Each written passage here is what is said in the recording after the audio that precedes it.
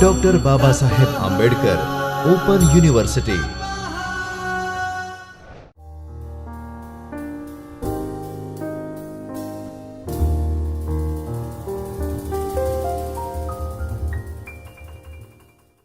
Welcome to Baba Saheb Ambedkar Open University. In the previous session, we have discussed various things and components of RMI environment, a distributed environment we can say that. Now in these sessions, we are going to discuss about a reusable component in Java. Generally, sometimes we are talking that reusable components are very helpful, but it is very important to understand how do we create reusable components in Java. So, Java provides us a mechanism in the form of Java beans to create the reusable component and use it, and we can say share it with another built-in components in the application environment. So, Java bean provides us a mechanisms to create a reusable component and use it in a visual environment, we can say builder tool. So, what the Java bean delivers us, let us see. So, it is generally a component model. The component model allows us to create objects as components, customize a component, introspect as component, interact with other component, build other higher level components. So, component simply we can say a object that we are going to create and we want to manipulate it, either itself, that means what kind of functionality we want to add with it, what kind of functionality we want from another component, and how do we want to establish interactions between different components in a, we can say a builder tool environment, in a Java environments. So, it is all about a component models. The component, it is all about we can say designing the visual effect of a particular component, providing a property kind of things to the component, adding the property, introspecting its capabilities in terms of method, property and events. All these things are we can say covered under the component model. The properties of a component involves it is a modular kind of thing, that a component should be modular. It must follow object oriented principle as we are developing the component in a Java environment. So, there must be a object oriented paradigm in the execution of a particular component interaction. When we establish interactions, we want to manipulate with another data, then there would be we can say object oriented principles implementation would be there. It must be plug and play. So, whenever you are using that component in a environment, in an applications, it must be plug and play. Okay, it must provide its effect immediately once it is placed on a GUI tool or builder tool. Be generic so that it can be used in different scenarios. It should be just like a generic, it should be generic, it should not be specific to a particular thing, that it can be used only with this and it can't be used with this. It should be general, it should be general, it can be applicable to all environment. So, component is this. Now, it is all what the Java bean is. So, what we discussed is all about a general component kind of thing and its properties and its features. Now, the Java bean is, it is a reusable software component that can be accessed visually in a builder tool like Beanbox. Java bean is a Java class that should follow following convention. So, there are certain conventions. When we are talking about Java bean, we need to know certain conventions when we start Java bean, that it should have a no argument constructor. So, when you are writing a Java bean program, it should not have we can say a main method. There is no main method in a Java bean. Second, it must have a zero argument constructor, no argument constructor we can say. It should be serializable. Then there should be a getter and setter. So, this is a naming convention. That means, if you are having a properties like if you are declaring the variables in a program, integer number 1, integer number 2, then for this number 1 and number 2 you have to provide the getter and setter methods like get number 1, set number 1, get number 2, set number 2, like this. So, for attributes and properties we have to provide the getter and setter methods. So, that is called a getter and setter should follow the strict naming convention. If the field name is mark, then the getter and setter names should be get mark and set mark, as I told you for get number 1, get set number 1 kind of things.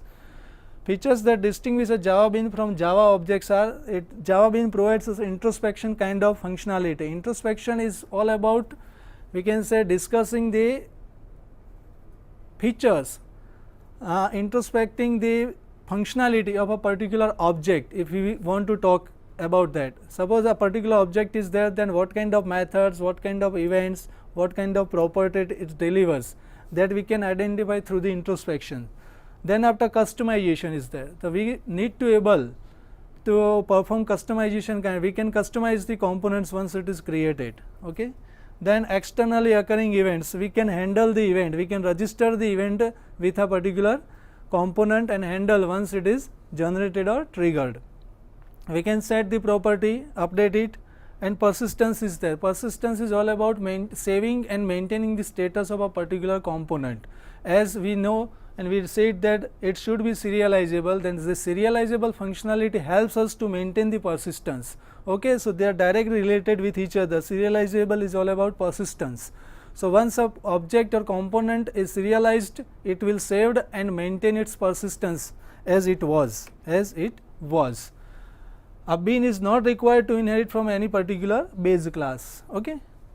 Visual Beans inherit from java.awd.component. As we talked that it is all about a component environment, a reusable component. So it is going to be inherited from, or we can say used from java.awd.component class. Beans are primarily targeted builder tools. They are also entirely usable by human programmers. Okay. Then the most important points about Bean are properties, methods, and events. So what the properties is there? It is all about attributes which reflects its behavior and appearance. Okay.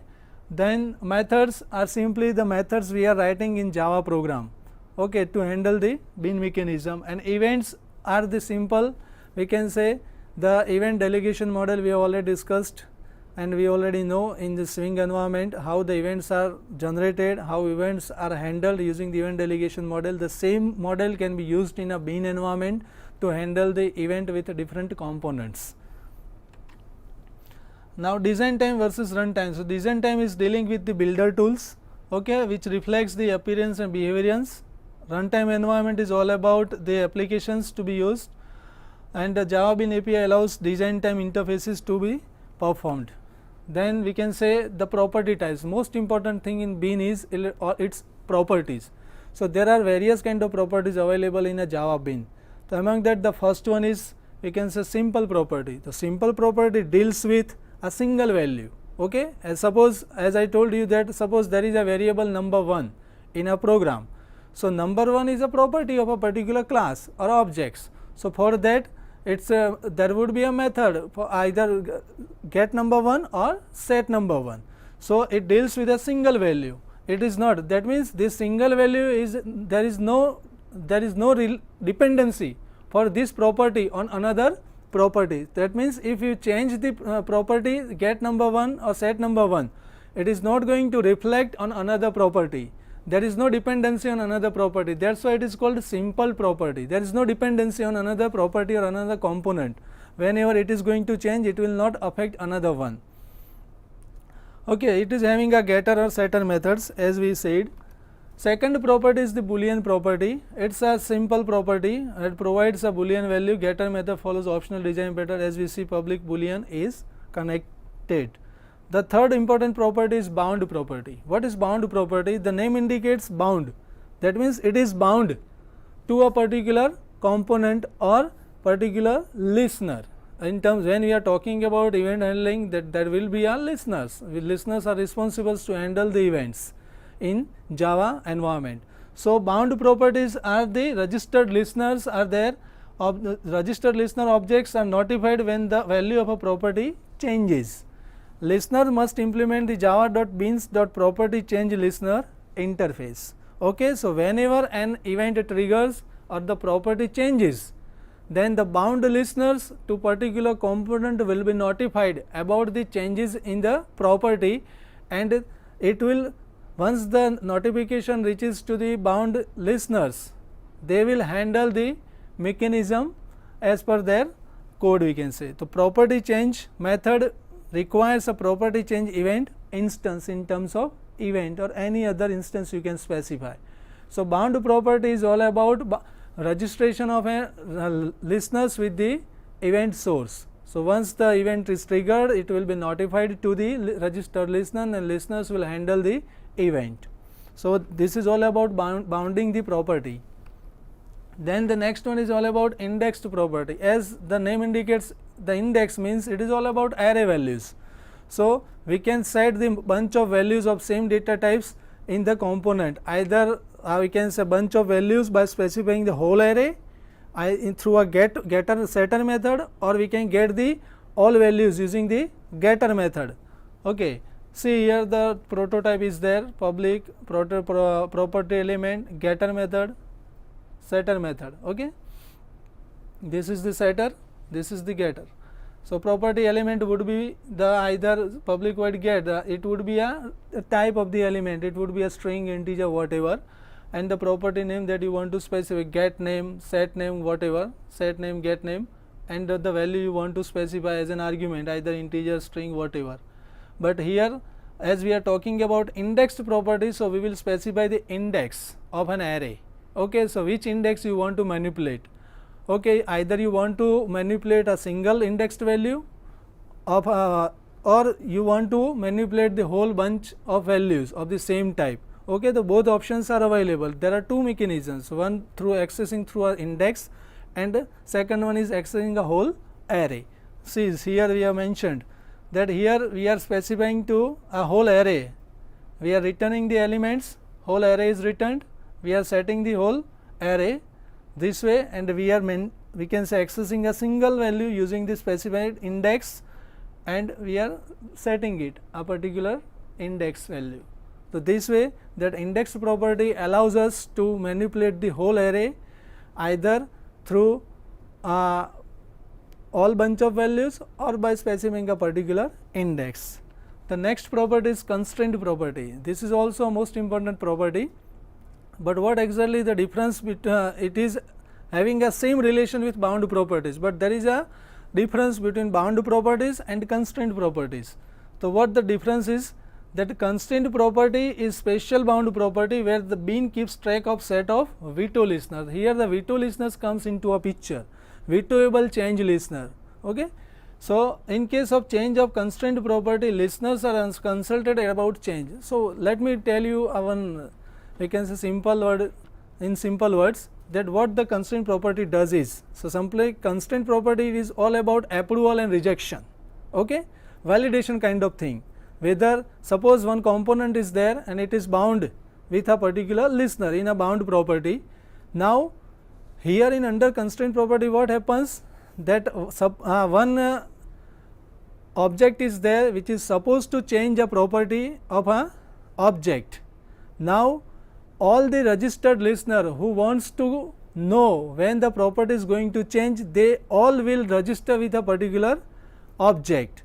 So whenever the property is going to change, all the registered listener will be notified about the change, and once the notification reaches to the registered listeners, they will have a veto, okay, to either to approve the changes or to reject the changes. So the rejection of changes, rejection of events is the main concept under the constraint property. That means here the object or component will have a veto to reject the changes that has been triggered by the event.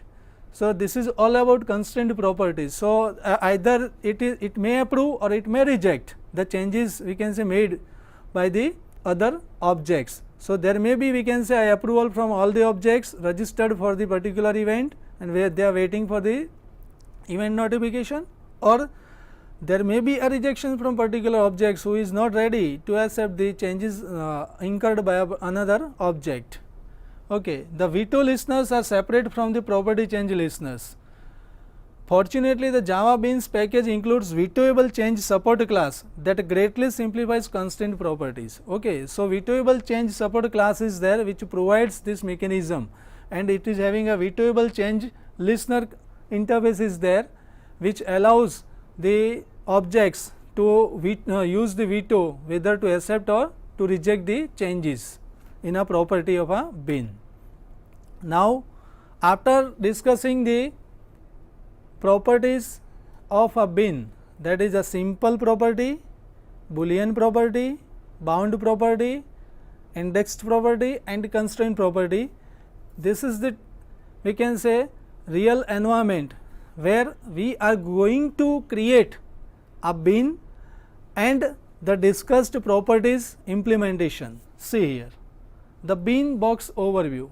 So the bin box is a part, or it is, we can say, downloaded from the particular Sun microsystem site, but right now whenever you will write a sun.com, java.sun.com, it will be redirected to the Oracle as it has been overtaken by Oracle. So Beanbox will be retrieved after downloading a BDK. So BDK is a toolkit, we can say bin development kit, which it is same as JDK, but it is bin development kit. It is having a visuals, it is having a developer tool, GUI kind of things. So see here what the Beanbox contains. So Beanbox contains a toolbox having a 16 sample bin developed bin control component is there, like blue button, orange button, hover button, explicit button, jelly beans, jugglers, tic tac, and list goes on. Another container or component is Beanbox. Here we will place the toolbox bin over here after dragging it, and then after once we have dragged the bin component over this bin box, we can set the property in a property window of a particular component. Okay, after selecting the component we can set the property from here, and this is the method tracer, that once we have registered the method for implementation we can trace it over here. Okay, displays debugging messages, Beanbox Windows test bins, background currently selected, it is simply a dashed background is there, so it is displayed. Properties customized selected bin. So this is a main window of our bin development kit environment. So we will use a BDK. Make it very clear that to develop a bin component you need to have a BDK. So first of all you have to download the BDK from the specified site, and once it is downloaded you have to unzip it. You will find, you will download in a zip format, then after unzip it, and once you will unzip it, it will have a number of, we can say, directory structure that we are going to discuss it right now when we will start developing a bin in a programmed environment. So now we will look forward towards the development of a bin. Let us see how do we create a bin, and how once after creating the bin, how do we deploy that bin into our Beanbox environment, and how do we manipulate it. Let us see. See, in a C drive we have created bin app folders. Under that we have a bin class, but before that let me tell you the BDK once you will download, it will look like this. BDK 1.1 version is there, and once you will unzip it, it will look like this, a bins directory. When you will double click bins directory, it will have this kind of files: Beanbox, democ, doc, jars and library files, and then after other we can say reference files is there, information file. So now under the Beanbox directory, double click it, then you will find another directories, and apart from this directories there is a one another file named run.batch file is there. So as we have seen in a PPT that our bin would be containing these components, so that will be visible once you will run the batch file. Now let us see, double click on the run.batch. Okay, you can see now the same window appears over here as we have seen. This is the toolbox, toolkit, this is the Beanbox, properties window and method tracer. So once a BDK is downloaded, you can test it like this, that once it is executing, it ensures that BDK is running, then after we will start to write a bin in our Java application. So let us close it now, then we will start it again once we have a bin ready for execution. In a simple Java program, what we have done here is, as we are creating a program in a directory, so we have created a package named binapp, and it is in a binapp directory. So we have created a bnap package C here directory. So we need to write a package statement that bnap is a package. Under that we are writing a import statement of awt event as you all know. No? Then we are creating the class extends panel for containing controls, and we are implementing action listener as we are registering the event handling mechanism. So and under that, see here we are creating number 1 and number 2. So number 1 and number 2 would be known as the properties of our sum bin. Our bin name would be the class name, that is sum bin, and number 1 and number 2 is known as the property of our bin. So as we have discussed that properties must have certain conventions, that means properties must have getter and setter. So we are creating, see here, set number 1 get number 1, for number 2 set number 2 get number 2. These are 4 methods concerned with our properties. Then after we have created a one button named btn sum and one label named btn lbl sum, and then the constructor is there. So constructor will be called when we create a object, but here we are not creating, we can say any object, simply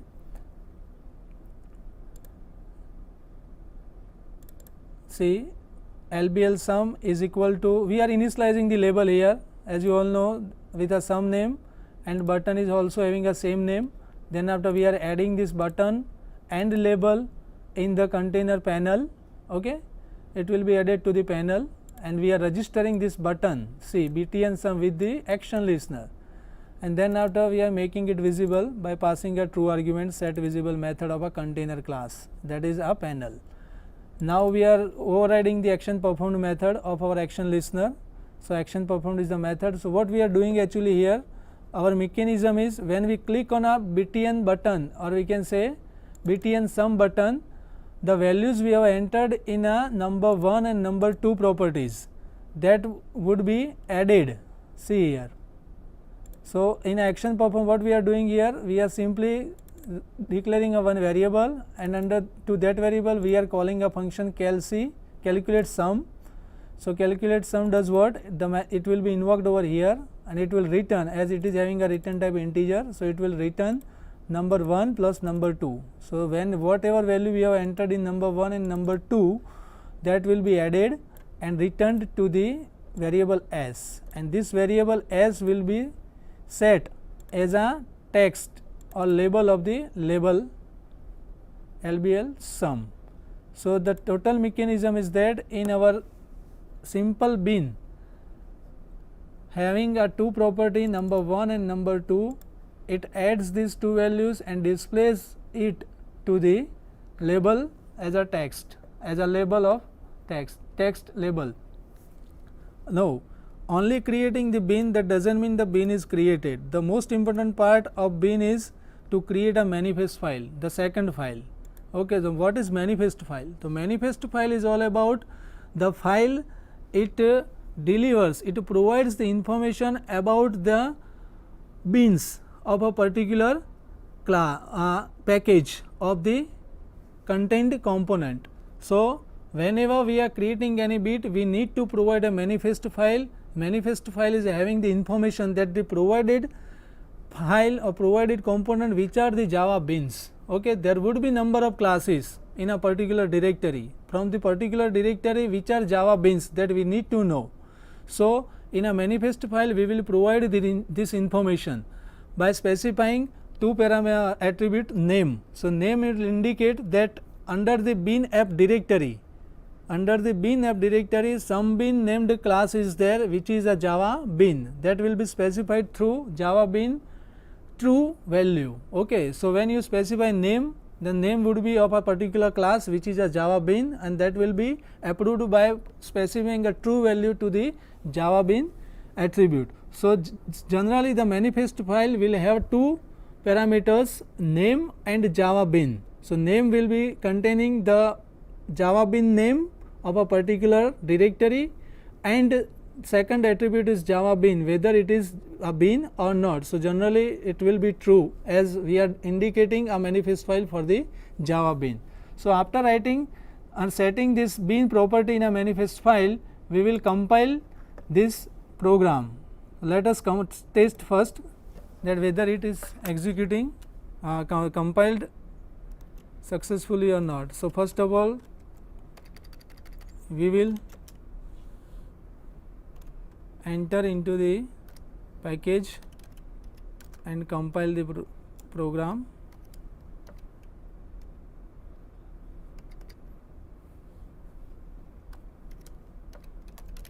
Let us compile. So all the programs contained in BNAV is successfully compiled. Now, once compilation, we are not going to execute it because it is not a simple Java program, we are creating Java bin. So, once it is compiled, we need now the most important part after compiling the Java bin is to create a jar file. Okay. So, jar plays a important role over here because as we know that bin is a component, reusable component. We discussed it that it is a reusable component and that component can be provided to another. We can say component for interactions, we can manipulate that component, we can introspect it. So, after compiling the Java bin, we have to create a jar of a bin and that jar will be deployed into the BDK directory. Okay. So, how do we create a jar? Let us have a look at that. See. So, to create a jar, we have to pass this command into the onto the command prompt. Let us see, the jar is a command utility. We will pass CFM. The CFM stands for, C stands for create a jar file, F stands for the file name that we are specifying and M stands for the manifest file that we have created. So, suppose if we want to create a jar for our bin, so we will pass the same command as it is. Let us see. Okay. We will pass jar, then CFM. CFM, that means first C stands for create a jar file, F stands for specify the jar file name. So, here let us create a jar file name Babasaheb Ambedkar Open University dot jar. This is the file name of our jar and the third argument is the manifest file that we have created. So, it is contained in our BNAV. So, specify it as the name of the manifest file, that is MF, and then after the last argument is the class bin class, the file name of the bin, Java bin, which is created as a, we can say, bin component. So, specify it. So, right now here we have a single bin. So, we will specify it like this, some bin dot class. But if you are having more than one bin in a single directory and if you want to create a jar of all the, we can say, class files, then instead of providing a sum bin dot class, you can specify star dot class like this. Okay.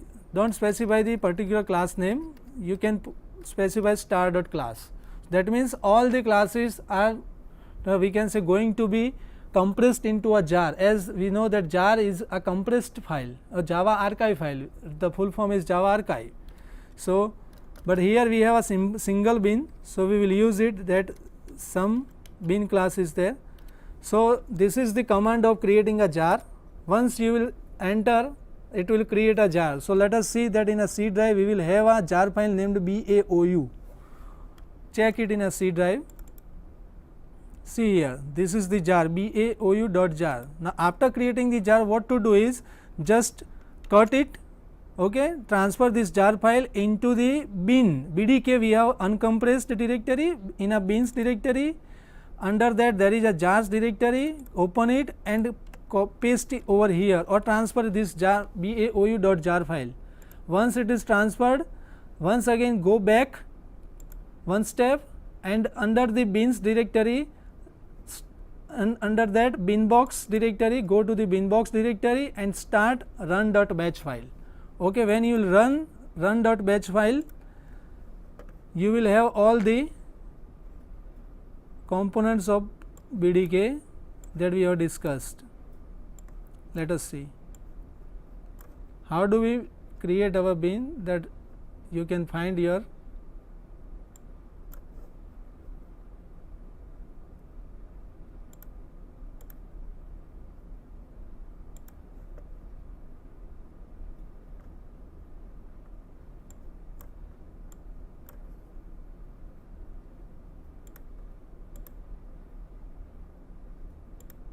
Okay, this 4 window is already there. So let us see here sum bin, the first toolbox sum bin. So this is the bin that we have created. So generally just click it and put over here.